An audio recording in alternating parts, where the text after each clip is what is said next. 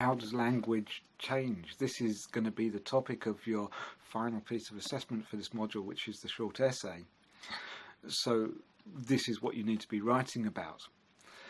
Language, we know, changes over time. We know that because the way in which English was spoken hundreds and hundreds and hundreds of years ago is simply not the way it is spoken now. We know that every time you listen to a Shakespeare play, for example, and you listen to the language and you go, what on earth is going on? I can't understand it. Well, if you think that was bad, you can go back further to Anglo-Saxon English, and you find that the language itself is unrecognisable from language. I've just got this little passage now from an Anglo-Saxon poem called Beowulf. Hotwe Gardena Giardagum Hut Keninga Thrim Gefrenon Huta Ethelinga Salen Fremedon. Well, apparently that's English, although you would be very much forgiven for thinking that sounds nothing at all like English. Language changes. It changes over time. How does it change? Why does it change? Is it still changing? And can we see that in the world around us now? Well, in this session we're going to look at 5 particular ways in which language does change and look at examples of that. The first thing we're going to look at is assimilation. Assimilation. The fact that as we speak language, we assimilate different words together to create new words. Now, underlying assimilation, as with many of the other ways in which language changes, is a fundamental principle of laziness. We're lazy. We're lazy speakers. If you come from London, one of the most common things that you'll notice about the way in which London people speak is that they drop their H's. They drop their H's. Instead of saying hello, we say hello. The reason is we're lazy, because going hello, it's more effort than going hello. Think about it. Think about it in terms of the way in which your vocal cords, your mouth is moving. To say hello requires more air, it requires more movement of the mouth than hello does. It's simply physically easier to drop the H. That is an example of how laziness can start to change language. In terms of assimilation, we can see this happening. I'm going to give you some examples here, and these examples are taken from a lecture which I'm going to post for you to watch online from Professor John McWhorter, and he uses the examples of something in Latin. In Latin, if you were to say that something is not possible, in early Latin examples, you would say that it is impossibilis. In other words, possibilis means possible, and in is a negative marker, so it is not possible. Not possible, in, one word, possibilis, another word. Well, of course, over time, we see that the Latin language changes, and what was once impossibilis has become assimilated into one word, impossibilis. It's laziness to have two separate words, impossibilis. The more you say it, the more you tend to combine those words naturally, and eventually over time they become assimilated into a single word, impossibilis, from which derives our English impossible. So assimilation, two words can become amalgamated into one word, again through laziness.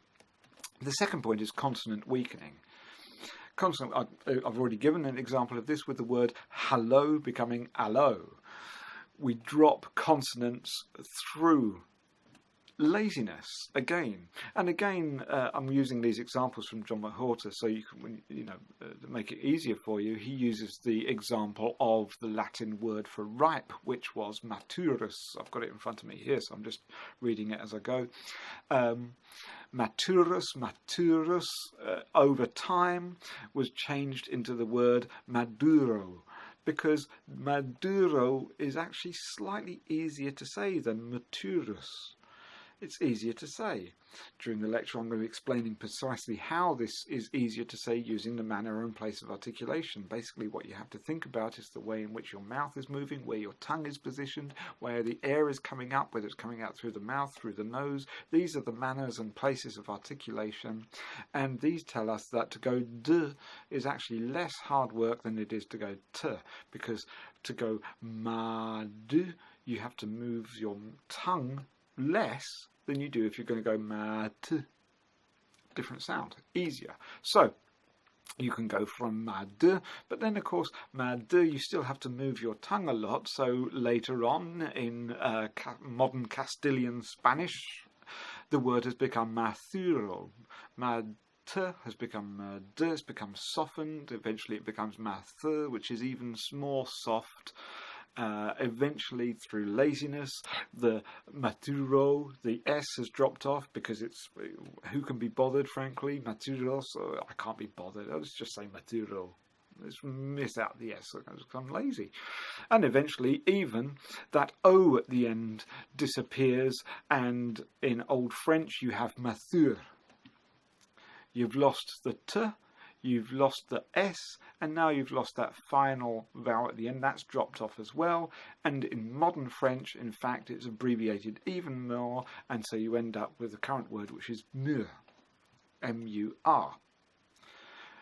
The letters are dropped off through laziness. It's called consonant weakening. But of course, you also have the third one there, which is vowel weakening. The O was dropped off, again, through vowel weakening. We can see very obvious examples of this in the English language, and that is the silent E. We have a word name, for example. Now we know that in Old English that would have been pronounced as name. The E on the end of words which we have in English, and which the E is simply not pronounced. Well, it was once pronounced. The reason we've stopped pronouncing it is because we're lazy. And what we have left is the change that the silent E creates on the pronunciation of the vowel. For example, we don't pronounce the E on the end of the word name, but then neither do we pronounce it nam, which is what it would be spelt as if we took the E off. If you think of N-A-M, we would pronounce that nam. But if you put the E on the end, we don't pronounce the E, but we call it name.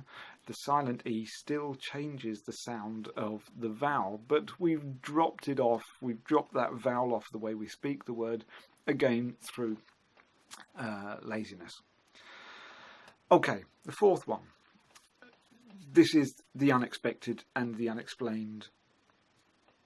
A great example of this is known as the Great Vowel Shift.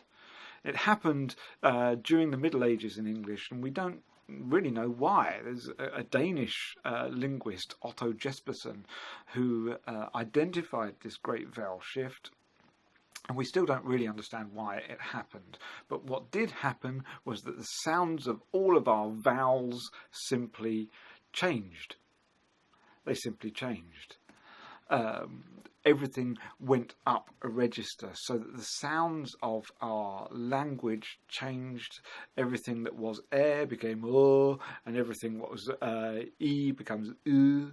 And the way in which we speak now would sound incomprehensible to people prior to the Middle Ages, because they pronounced all their vowels differently to the way in which we do now.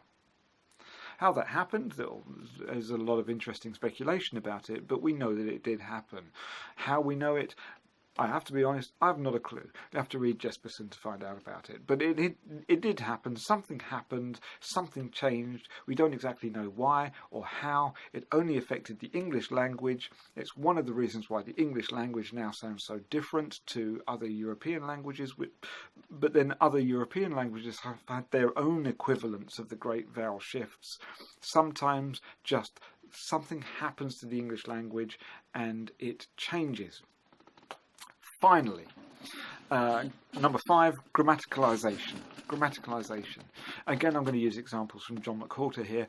Grammaticalization is relatively new, but it's the idea that when we speak language, things that once had a purely grammatical meaning end up having a different meaning altogether. We know that the English language can be divided between words which are lexical. In other words, book is a lexical word because it means something, whereas that doesn't actually mean anything. It doesn't have a specific meaning all of its own. Therefore, its function is grammatical. It is a grammatical word. We have grammatical words there. We have lexical words there. But sometimes we have words which through constant use, the grammatical components, which are frequently aligned with lexical words, eventually become amalgamated into those words themselves. I can give you an example of how this might change. One of the ways in which we do this is through emphasis.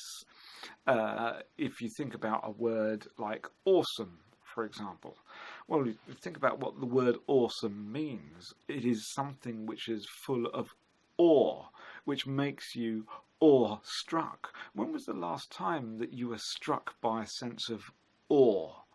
Well, when you think about it, it's probably, I don't know, standing in front of some amazing mountain or looking up into the endless night and suddenly being struck by a sense of the smallness of yourself compared to the universe. Something that fills you with a sense of awe. Something is so big, so great, so grand that it absolutely dwarfs you. That's what awe is. And when you think of the word awesome, I might ask you, when was the last time you used the word? For me, it might be the last time I made myself a cup of coffee and went, that's awesome. We now use the word awesome for very, very trivial things. If I want to create a word now which has the same power as awe, well, I've got to use a completely different set of words now, because awesome has become so trivial that it no longer carries the sense of awe. I have to add to that word. It's unbelievably awesome to distinguish it from merely a cup of coffee. Well, John McWhorter uses a French example to explain this in terms of grammaticalization. He uses the example of il marche, which is he walks, or il ne marche, we have ne as the negative marker, he does not walk. And then you have il ne marche pas, which is he does not walk one step. Literally, that is what it means. Now, il ne marche pas, he does not walk one step, is an emphasis. It's fine to say he doesn't walk, but then he doesn't walk a step. He doesn't drink a drop. He didn't eat a bit. How much work did he do? He didn't do any work on his essay. Not a bit of work on their essay. How many? He didn't reference one book. He didn't reference at all. Okay, we use it as emphasis. We use it for purposes of exaggeration. But the more we do that, just like the word awesome, the exaggeration loses its power. It loses its mojo. It becomes softened. It becomes weakened. And so he doesn't walk a step becomes the normal way of saying he doesn't walk. And then we have to find something else to add further exaggeration. So the pas, apologies, the pas at the end of il ne marche pas is actually now to mean he doesn't walk. What was once there in order to provide grammatical emphasis has now become, if you like, assimilated into the phrase itself. And now you have effectively two negative markers in the ordinary French. It's an example, and a rare one because it's quite hard to trace these, of how language changes through grammaticalization, how the grammar of certain phrases becomes embedded within those phrases and changes the whole.